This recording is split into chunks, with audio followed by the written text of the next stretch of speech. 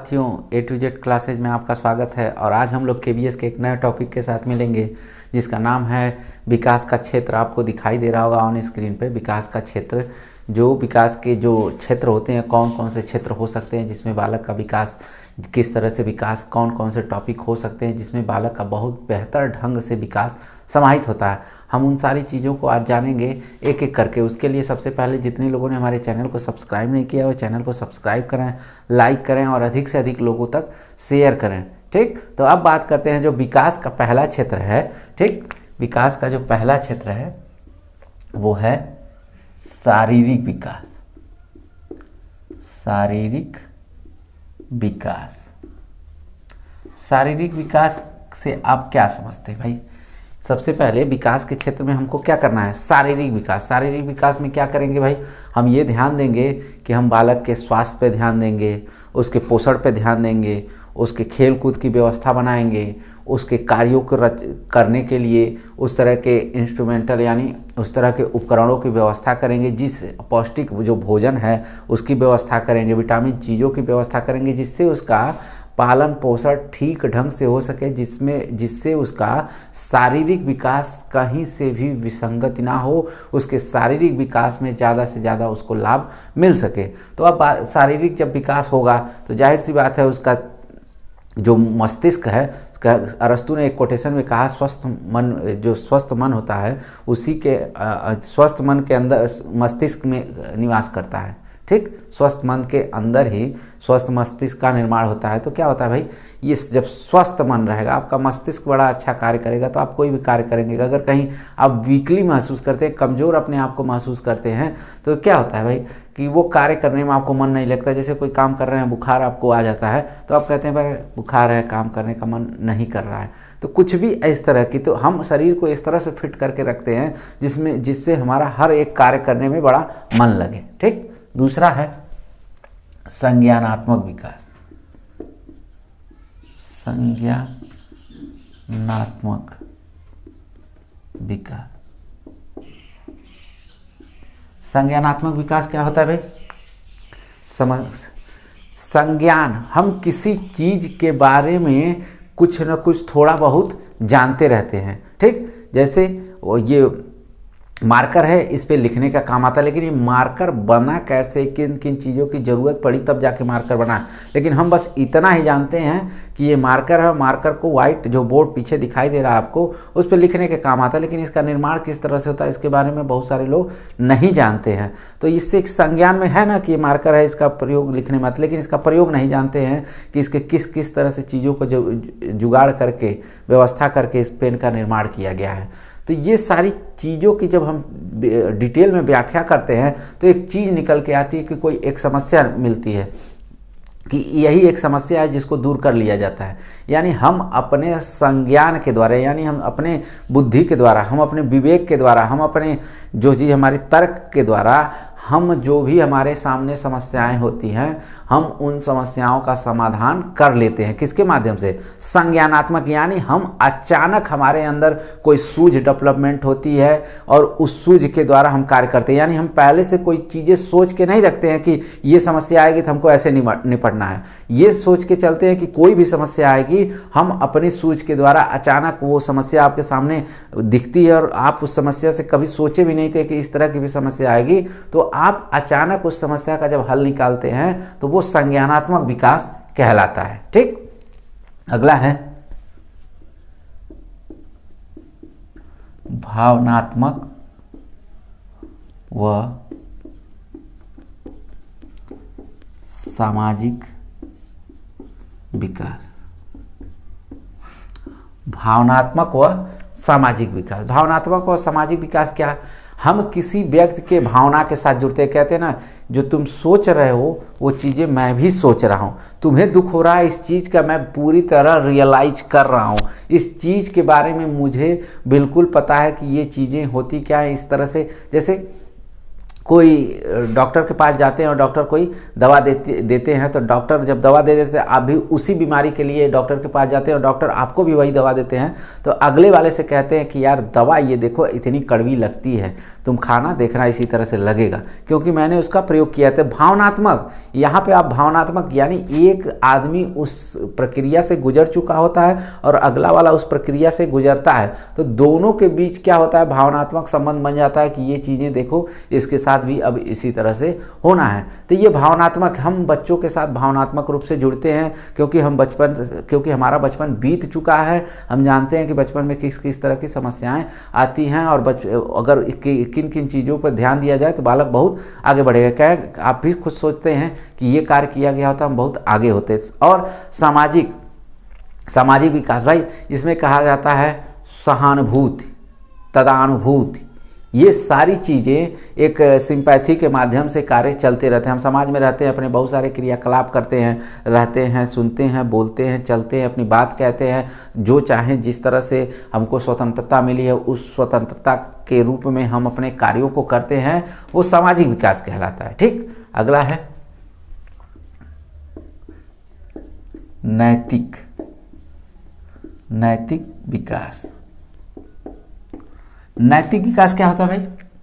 नैतिक, हाँ कहते हैं ना, नैतिक विकास के अंदर क्या सही है क्या गलत है, इस चीज़ की हमको समझ हो जाती है। हमारे लिए क्या चीज़ें सही हैं, क्या हमारे लिए गलत हैं, उन चीज़ों के बारे में हम जानते हैं, सोचते हैं, समझते हैं और बहुत सारी चीज़ें हमारे सामने आती है, क्या सही क्या गलत के बारे में हम उस पर विचार करते हैं, चिंतन करते हैं, मनन करते हैं, तब जाके हम सही गलत के एक फैसले पे पहुँचते हैं। ये नैतिक विकास के अंतर्गत आता है। ठीक, अगला है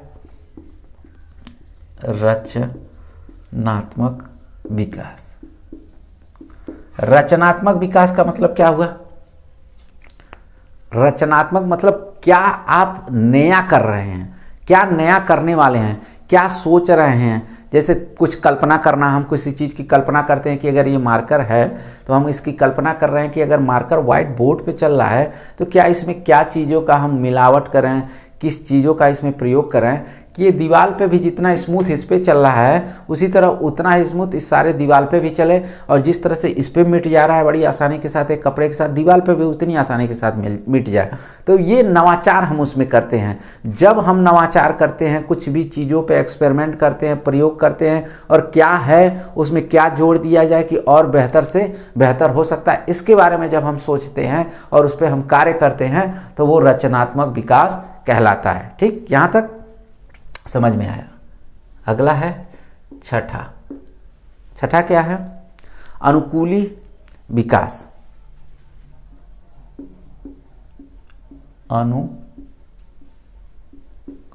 अनुकूली विकास।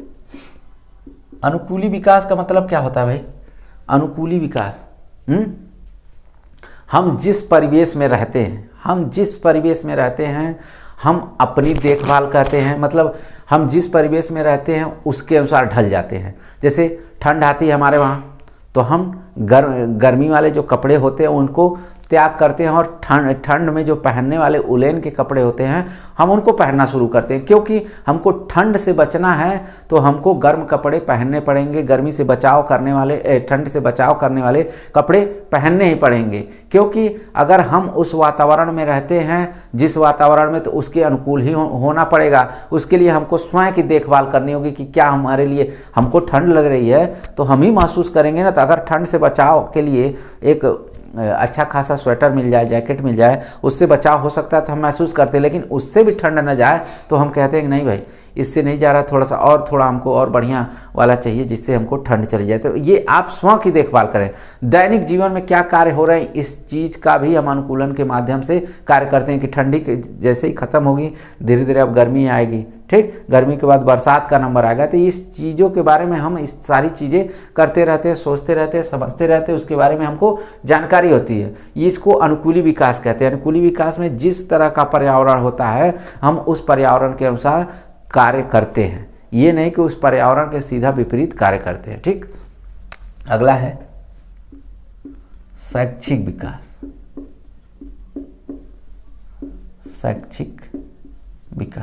शैक्षिक विकास क्या होता है? शैक्षिक विकास क्या होता है?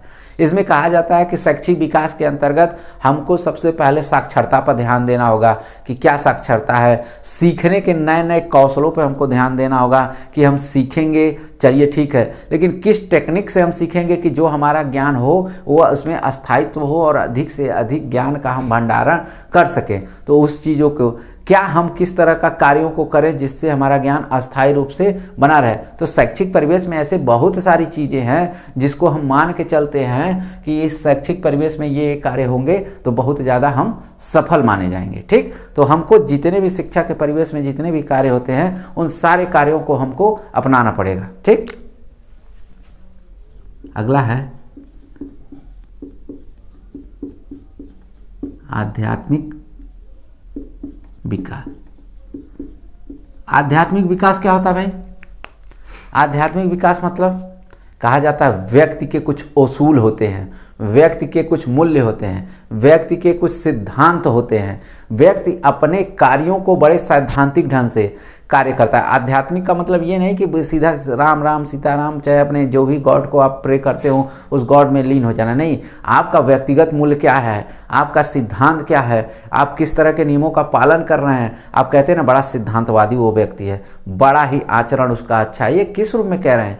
ये सारे के सारे आपके आध्यात्मिक मूल्य ही तो हैं, आपके नैतिक रूपों में से, चाहे व्यक्तिगत मूल्यों में से, चाहे सैद्धांतिक रूपों में से, जिस रूप में बात करते हैं ये आपके आध्यात्मिक विकास ही तो हैं। अगला है सांस्कृतिक विकास। सांस्कृतिक विकास क्या होता है भाई? सांस्कृतिक विकास होता क्या है? सांस्कृतिक, इसमें सांस्कृतिक विकास में व्यक्ति बहुत सारे पृष्ठभूमियों से बिलोंग करता है, यानी कोई शहरी क्षेत्रों से, कोई ग्रामीण क्षेत्रों से, कोई वन क्षेत्रों से, कोई कबीले से, मतलब तमाम पृष्ठभूमियों से बालक यहाँ पे क्या करते हैं, पढ़ने आते हैं। तो ये कक्षा किस रूप में हो जाती है? बहुभाषिक कक्षा हो जाती है। और जब बहुभाषिक कक्षा होती है तो बच्चे आपस में बातचीत तो करेंगे ही करेंगे। जब बच्चे एक दूसरे से बातचीत करते हैं तो इस बीच में क्या होता है, संस्कृतियों का हस्तांतरण होता है। एक संस्कृति दूसरे संस्कृति को प्रभावित करती है। आप अपनी अच्छी संस्कृति जो होती है बच्चे उसको अडॉप्ट करते हैं, जो उनके लिए अच्छी संस्कृति नहीं दिखती है वो अडॉप्ट नहीं करते। इसमें क्या होता है, बहुभाषिक, यानी कक्षा में बहुत भाषा के लोग बच्चे होते हैं और बच्चे अपनी अपनी भाषाओं के माध्यम से उन संस्कृतियों का ट्रांसफ़र करते हैं। किसी किसी की लैंग्वेज देखिए, कोई कोई भाषा बोली कितनी प्यारी होती है, सुनने में बस सुनते ही रह जाते हैं, बड़ा अच्छा लगता है उस बोली भाषा को। तो वही सांस्कृतिक विकास है कि अमन बहुभाषी कक्षाओं को किस तरह हम कितने अच्छे डेवलपमेंट उसका कर सकते हैं। ठीक, और लास्ट है मानव विकास। मानव विकास क्या होता है भाई? मानव विकास क्या होता है? हम समस्त मानव का विकास, यानी समस्त लोगों का विकास, यानी हम जो कुछ सीख रहे हैं, जो कुछ समझ रहे हैं, उससे किसी को लाभ है कि नहीं है। यानी हम डॉक्टर बन रहे हैं, किसी का डॉक्टरी की पढ़ाई करके कंप्लीट कर ले रहे हैं, लेकिन हम किसी का इलाज करने नहीं जा रहे हैं, तो वो पढ़ाई का हमारे कोई फ़ायदा है? कोई फ़ायदा नहीं। यानी हम जो कुछ भी सीख रहे हैं समाज में, जो कुछ भी कार्य कर रहे हैं, उससे अगले वाले को फ़ायदा जरूर पहुंचाए। यानी जो भी शिक्षा हम ग्रहण कर रहे हैं हमारे से किसी न किसी उस शिक्षा का उसको लाभ मिले। ऐसा नहीं कि उस शिक्षा को एक बंद कमरे में बना के रख दिया जाए, नहीं। आप उस शिक्षा का डेवलप करिए, अलग अलग क्षेत्रों में उस शिक्षा को भेजिए। क्या, किस माध्यम से? मानव विकास वहाँ पे समाहित है। सिर्फ अपना विकास नहीं, अपना विकास हो ही, लेकिन अपने साथ साथ दूसरों का भी विकास हो। हम शिक्षक हैं, हम पढ़ा रहे हैं, ये हमारा जो हमारी समझ जो है हमारी और डेवलपमेंट हो रही है, हमारी स्किल डेवलप हो रही है, हमारा संवाद डेवलप हो रहा है, लेकिन हम बता रहे हैं तो आप भी सीख रहे हैं, समझ रहे हैं, तो आपका भी तो विकास हो रहा है। तो ये दोनों चीज़ें किस रूप में हम समाहित कर रहे हैं? मानव विकास के अंतर्गत। तो आई होप ये सारी चीज़ें आपको बड़े अच्छे से समझ में आ गई होंगी, जो विकास का क्षेत्र है। ठीक, तो अभी तक जितने लोगों ने हमारे चैनल को सब्सक्राइब नहीं किया वो चैनल को सब्सक्राइब कर लें, और ये 10 को ध्यान से देख लेंगे, विकास के क्षेत्र के अंतर्गत आते हैं। और कहीं ना कहीं आपके एग्जाम में ये एक भी दिख जाए तो समझ लीजिएगा कि एकदम क्लियर कट है, और चाहे तो आप इसका स्क्रीनशॉट भी ले सकते हैं। धन्यवाद।